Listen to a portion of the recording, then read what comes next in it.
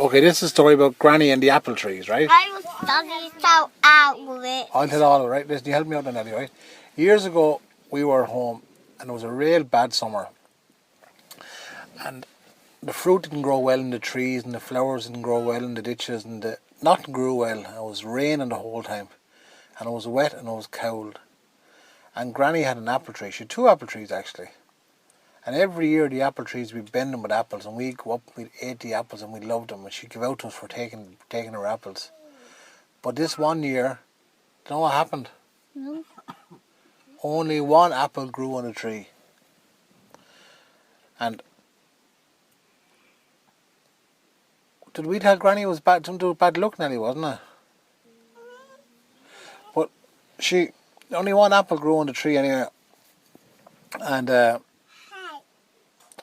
she says, oh, me apples. And we said, oh, you got that now from bad luck. That's what you did. You did something to someone, and that's where you got bad luck. And she said, I did not. And I said, oh, you did.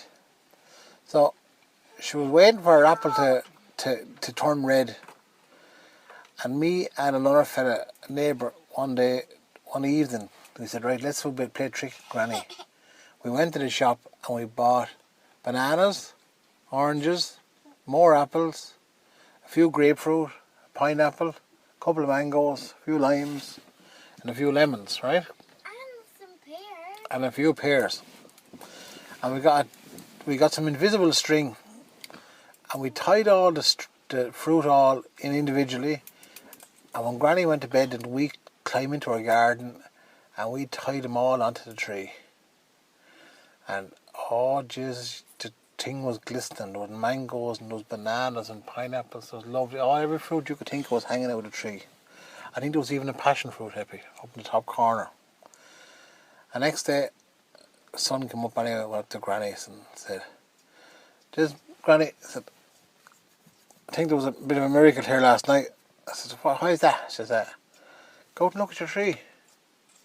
And she went out and she looked at the tree, and here wasn't the tree bending with fruit. Every type of fruit was hanging out of the tree. And she looked first and her eyes lit up.